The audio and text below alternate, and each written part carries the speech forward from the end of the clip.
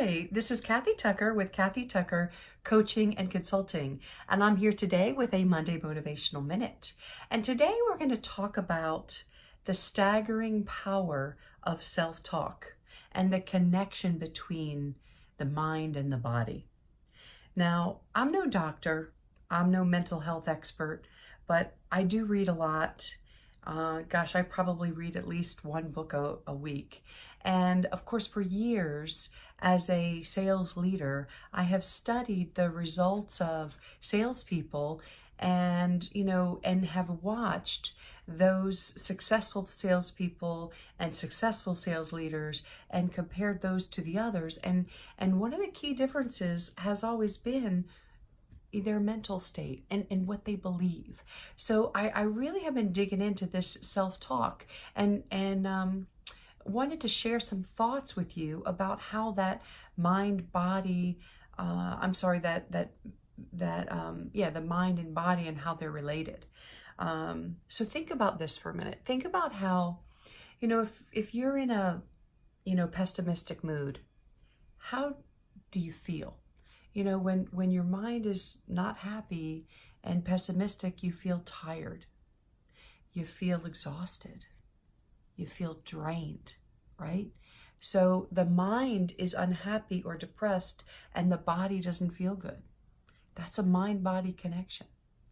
Let's say on another example, you're getting ready for a meeting or a test. And what happens? You may be nervous about this meeting or this test. And what happens, that nervousness about, oh my gosh, what's going to happen? What's going to be the result of this meeting or this test? And you may look at it and get nervous and feel anxious. And what does that do? That makes your blood pressure go up. It might make your hands tremble. It might make your pulse quicken. You see, these things are responses to the body for what you're thinking in your mind. So there is a very real connection between what we think and how our body reacts. So let's talk about that. There's two areas here. There's, what goes in our mind, and then what is the self-talk that our brain is talking, and how can we manage that? So let's first talk about, what are we putting in our minds? I want you to ask yourself, when you have so little free time during the day, what goes in your mind? What are you spending your time on when you have such little free time? For example, are you hanging out with negative people who are draining your energy and causing you to be more pessimistic, or are making you feel bad about yourself? Or are you hanging out with people who are more positive, who they stimulate your mind, they give you great ideas, they challenge you, they love you, they're happy, they hug you? Those are two very different stimuli. If you can stay around the positive people, you're going to have more positive going in, right? On the other hand, are you watching too much TV, too much negative news, too many violent TV shows or violent games? Or instead, are you enjoying some quiet time of meditation or reading some positive books? How do you spend that time? What stimuli are you allowing to go into your brain, into your mind? Are you constantly looking at your never-ending to-do list? Or are you being mindful and thinking about, what are you grateful for today? What was the good that happened today? What made me laugh today? What made me happy today? How are you allowing that stimuli to go into your brain? It has a big impact on what comes out. So that's one thing. How are you spending your time, and who are you spending your time with? And is it positive, so that what's going in is positive? And then the second part about it is that self-talk. What is self-talk? Self-talk is that little voice in your brain that says, that might say, oh my gosh, this meeting, I'm not prepared and I don't think it's going to go well. Or it's that self-talk saying, you know what? I've prepared very well. I'm very adaptable. What I am not prepared with, it's okay. I can go back and get more information. This meeting's going to go great. It's that self-talk.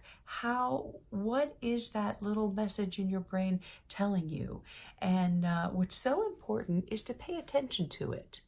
Is it positive or is it bringing you down? There's a whole study of the neuro-linguistic programming, and that is how do we program our minds? And Robert Richmond is a best-selling author on neuro-linguistic programming, and he gives us a little, I call it a little trick, but ultimately one thought he has is, the brain receives I am statements and believes it and believes it's a permanent state. So if you want to be more positive, if you want to, program your mind in a more positive way, use those I am affirmation statements. I'm happy. I'm positive. I handle sales situations well. I am succeeding at reaching my goal. I am a master at marketing. I am awesome. Use those I am statements to positively program your brain. When there's times when you don't feel so good, he suggests that you use I feel statements because the brain listens to I feel statements and considers that to be a temporary state. So if you're not feeling good, instead of saying I am angry or I am frustrated or I am depressed, he suggests that you say I feel angry, I feel frustrated, I feel depressed. Because it's a temporary state. So that little difference between I am and I feel can have a big difference in how your self-talk and how your brain receives the information, and then how your self-talk confirms that information. And then as you confirm that information with your self-talk, it impacts how your body ends up feeling for that meeting, for example. So that's my motivational minute for you today. It is two very important things. It is watch what stimuli is going into your brain, and then also watch what your self-talk is telling you and program it to be positive. Why not? What do you have to lose? There is a true connection between the mind and body, and the sooner we begin to grasp that and program our brains positively, the better results we're going to see. All right, I hope you have a great day, and I hope this was helpful. All right, have a great one, and I'll talk to you next week. Kathy Tucker with Kathy Tucker Coaching and Consulting.